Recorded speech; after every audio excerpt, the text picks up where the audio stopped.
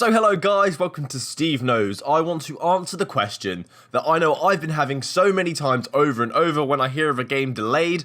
I was like, why is it being delayed? I hear a game being denied from the Oculus Store. Why was it denied?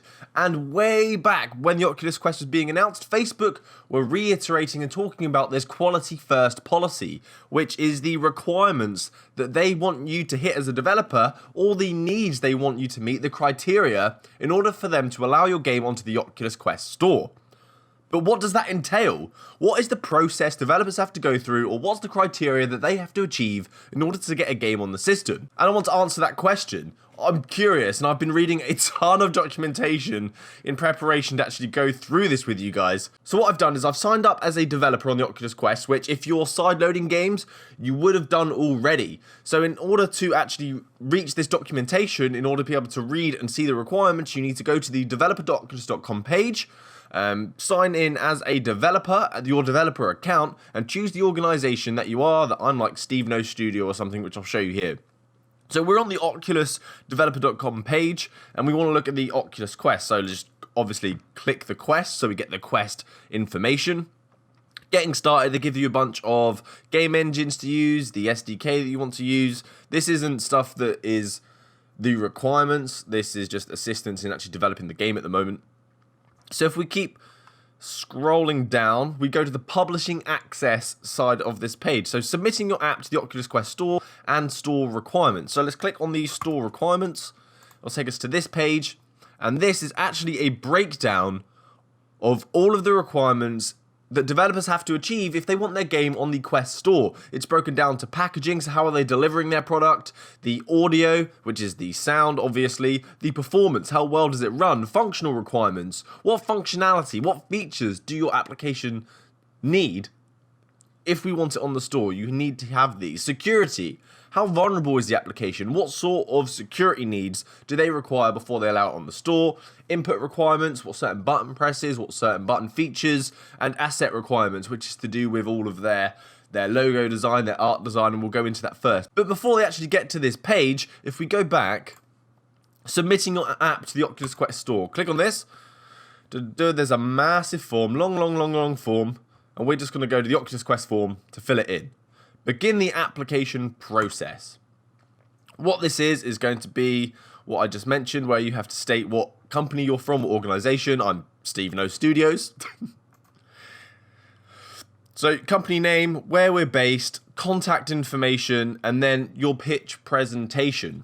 So this is perhaps you've just done the planning phase of your game, or you're porting a title.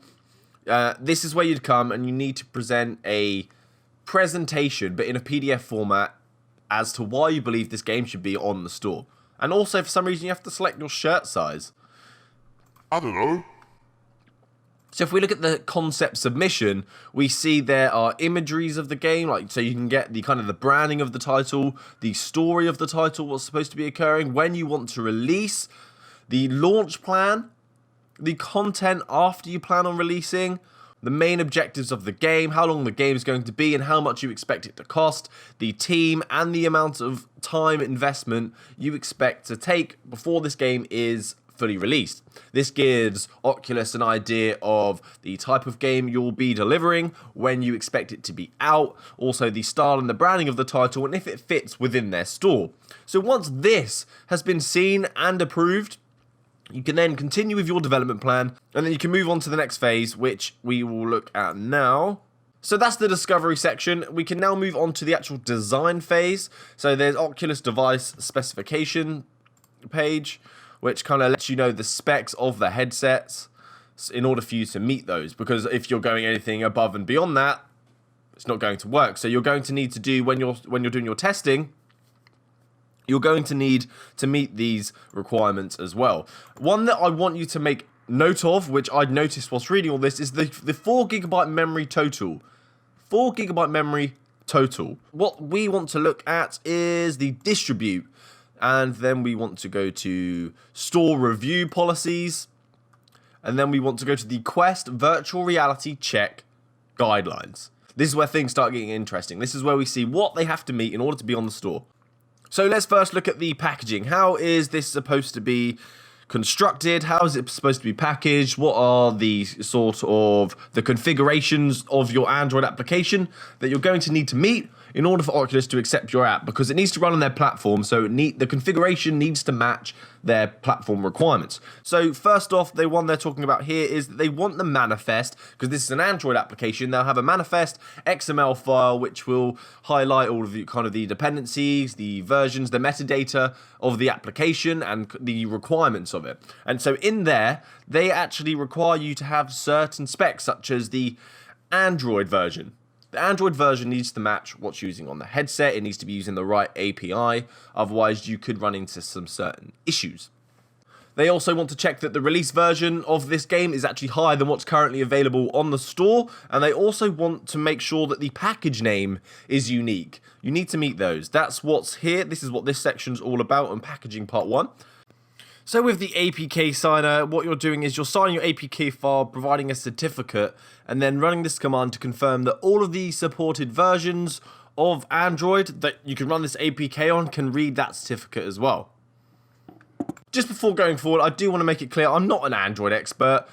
Some of you may be watching this and you're more versed than me. Please comment down below for any corrections, because we know we're a community, we want to help each other. I'm just trying to give that high-level overview of what to expect. But this is as kind of techie as this gets, the packaging section. The rest of it is actually quite easy to follow. So the next packaging requirement is their test plan. Whilst doing your build, whilst going through their pipeline, no tests are to fail. They want no failing tests. No failing tests, thumbs up. So the next packaging test is they want to confirm that the SDK you're using is not old, it's supported still by the current engines available, the Unity and the Unreal Engine, because if they're not, failed again. There's no use. If it's not a supported version, it's not going to run. Or at least you may run into certain errors. So the next one, packaging 5. This one was the one I told you to look out for the memory on that page, the actual hardware requirements. And this is the part that blows my mind and it actually makes me kind of worried about the kind of games we're going to be getting on the Quest going forward. Because the expectation here is they want you must have an APK file 1 GB in size max. That's it, 1 GB max for an APK. And then the OBB file, the under the hood power of making the game, or the running of the game, maximum 4 GB. The memory max on the Quest was 4 GB. So the OBB file can only be max 4 GB. So the kinds of games that we're going to get, my expectation is no longer up here with the Quest, at least on this version of the Quest. And I feel this is probably a big issue for some developers that are trying to get their games small enough. All that optimization, all of the textures and assets that are being reduced in order to get it on the Quest. I feel like this is definitely causing a problem. So now let's talk about the audio. The audio requirements is they want to be able to have good 3D spatialization. So when you put on your headset and you hear something that's going on behind you, you want to be able to tell that the audio is coming from that direction. If you can't, fail. You don't want something occurring to your right and you hear it to your left. It's not allowed on the store. Next, the performance section. So they want you to download the OVR metric tool, and then they want you to launch your application and while this tool running, looking at the logs, and they want you to observe the FPS graph, and they don't want these frames to drop from 72 frames per second for an extended period of time. They don't specify here on this page in this test plan what that extended period of time is. I'm guessing 1 to 2 seconds, because anything longer than that is probably going to start being really noticeable. But excluded from this is if you get a black screen, or if it's during a loading screen that you see the frame rates drop, they don't care. It's only during kind of the main runtime of the title. Next is they want you to play the game for 45 minutes or shorter. If the game's not as long as 45 minutes, play the full title. If it's longer than 45 minutes, just play the 45 minutes, and they want you to play the game without an error popping up on screen that there is going to be thermal issues on the Quest and you need to stop playing. So in layman terms, it's overheating. Stop playing the game, the headset's too hot, pop it down, let it cool down. 45 minutes, that's it. So if you're playing a game, it hits the 46th minute and it's too hot, stop playing. That's fine. They're allowed to have that on the store. 45 minutes? No, it's not allowed on the store. It's a weird one. But that's another interesting one as well, I thought.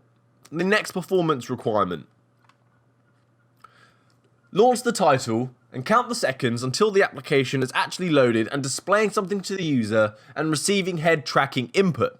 This has to be within 4 seconds. So once I launch the game, 1, 2, 3, 4. The game must be up, taking inputs, me looking at a menu and playing. This is definitely a great user experience feature because it makes the convenience of the Quest great, perfect. You put it on, it's a few seconds for it to load. Then you start a game, it's just a few seconds for it to load. That's a very seamless, great, positive customer experience, and I can see why they have that, but that is a tough one.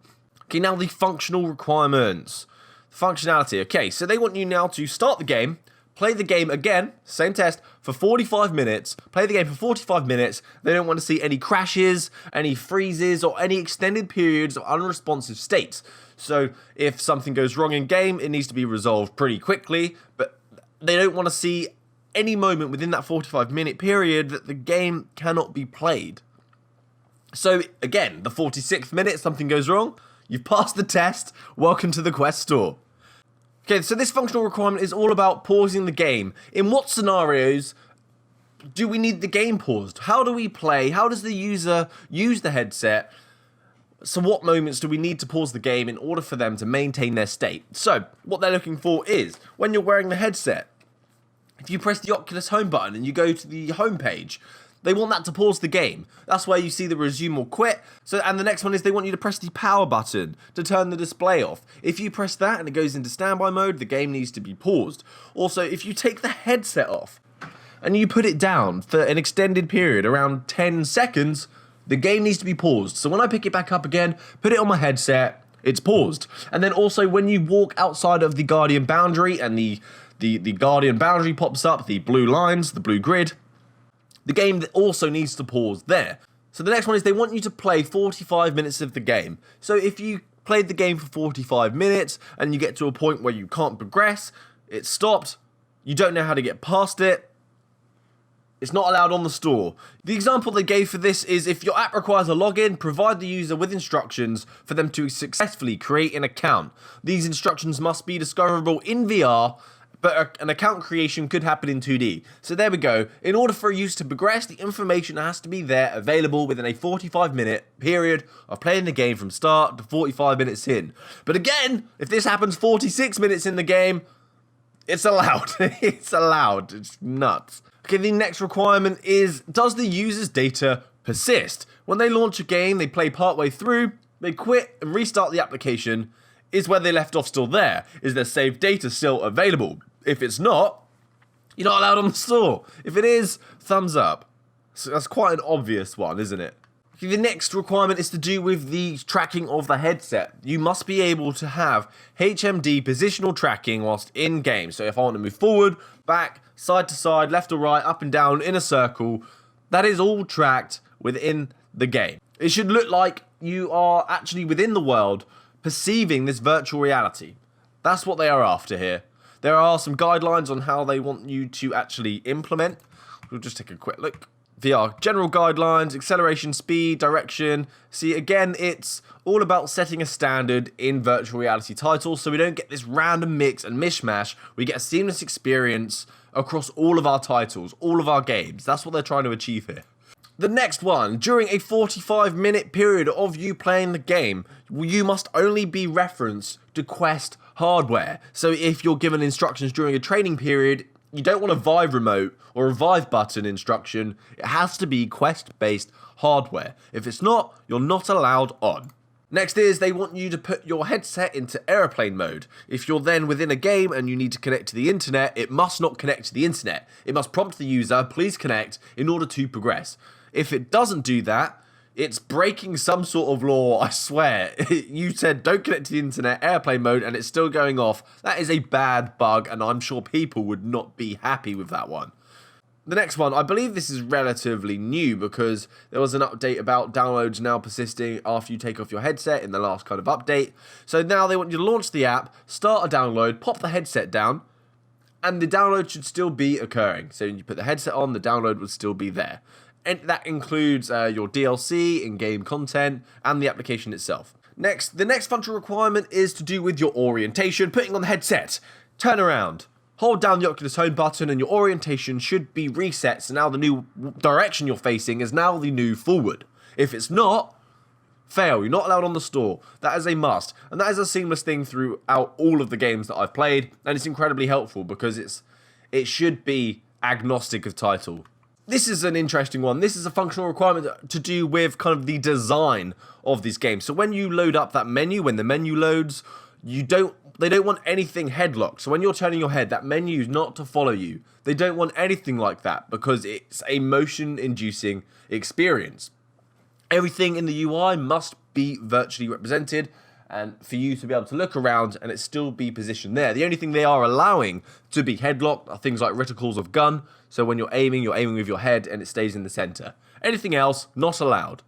So the next one is to do with the multiplayer side of the Oculus Quest. If you've got an online game, they want a user to be able to wear the headset, have a connection with their friend, take off the headset. For a 1 minute period, that connection must persist. If it drops within that period, it's not allowed. It's a requirement. You must have it. And we're moving on to security, because this is an important one. We want to know how our information is going to be safe. How are developers ensuring that our information is okay? So Facebook have set some ground rules in order for that to happen. So what they want you to do here to test is on the device, enable developer mode, log on to the Oculus Home with a user who shouldn't have entitlements to the application. And then in the terminal window on the computer, you need to install the app, so because it's not going via the Oculus Store, because it's not there at this point. So use ADB, install that onto your headset, and then as that user who doesn't have permissions, try and launch the app. It shouldn't allow you to launch it. So this one, you are specifying users in that manifest file, the Android manifest file, and they want you to run a command, dumped badging, and then it should output a huge, I don't know, JSON object or some sort. I'm just out of guessing, just a huge log dump. And there's a section called uses permissions. They want you to look at those permissions and ensure that every single user there has a purpose. If they're not supposed to be there, get rid of them before we approve. See what this is doing, as you're seeing, all of these requirements is actually creating an additional test plan for the developers before they actually allow it onto the store. So some more work. So this one is a tracking requirement. It caters for all the different levels of how we want to play. Do we want to play room scale? Do we want to be lazy and just sit down? Or do we want to stand up and play as well? But there are different requirements needed for each of those. So the application, if you can play it in sitting down mode, you're not allowed as a user to be able to pick stuff up off the floor. You shouldn't be reaching down to the floor or any moments that require you to stand throughout the title. Also, if you're standing, you must be able to interact with picking stuff off the floor, reaching up high, everything. And if it's room scale, the app must be used within a 6.5 by 6.5 meter play area. Within. It doesn't say it has to be 6.5 max, but within that. I don't know what the minimum is. They should have specified that there. I'm not sure.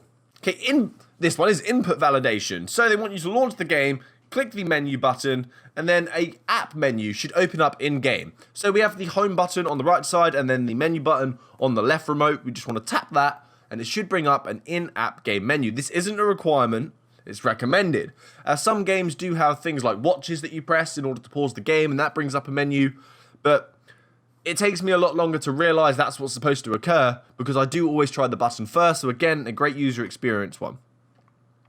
The next input validation is...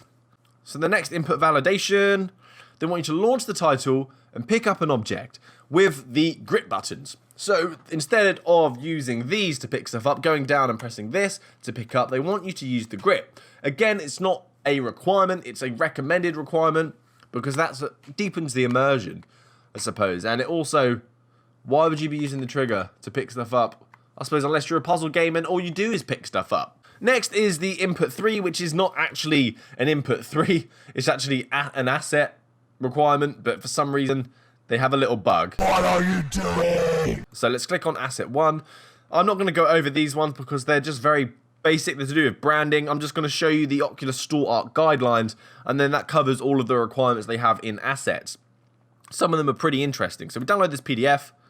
Let's open it up. Here are the areas. Cover composition, safe areas, banners, logos, icons, screenshots, trailers. How are you supposed to construct these? So the cover composition, they have a bleed area. They don't want any text within this bleed area. All the text needs to be within the safe area, otherwise it's not allowed on the store.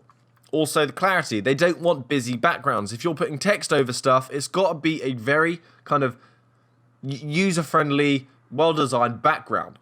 So here they're giving you bad examples. There's a busy background, it's in the middle, it's in the bleed area, you can't see it clearly, but here, it's in the right area, it's very clear, because the background's kind of faded. That's how it should be. The cover assets. So here we go, here are these sides. They want you to have assets of all 4 of these, with these dimensions, in a PNG format. Banners and badging. Do not self-badge your covers. You're not allowed, do not do it. And this is why they want those bleed areas, to allow them to have overlays that don't interfere with your actual artwork. They want a transparent logo as well.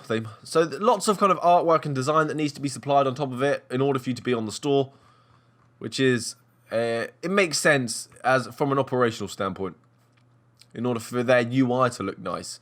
But for the developer themselves, for the developer to need all of this, it's a lot of work. So once all of that is done, you've submitted your PDF, your concept, Oculus have said yes, you started developing, you're meeting the requirements, the specifications of the Quest, and you're then ticking all the boxes of this additional store test plan. You could potentially have your game on the Oculus Quest Store.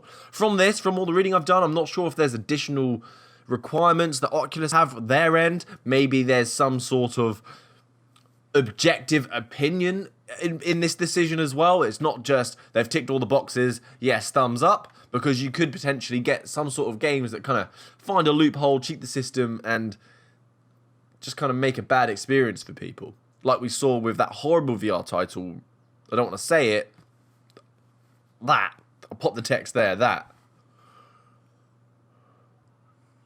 wasn't VR title. So that's it from me. I hope you've enjoyed going through this and now more educated and understanding of what's allowed on the Quest Store. I know I have, and it took so long to read through everything, look through the documentation. Crazy. So hopefully now we're a bit more well informed when something isn't allowed on, and we can look at all those side quest games and kind of understand why. What is it that's not allowing them on the system? So that's it from me. Thanks for watching Steve Knows. Happy gaming, guys. Enjoy your quests. Good day.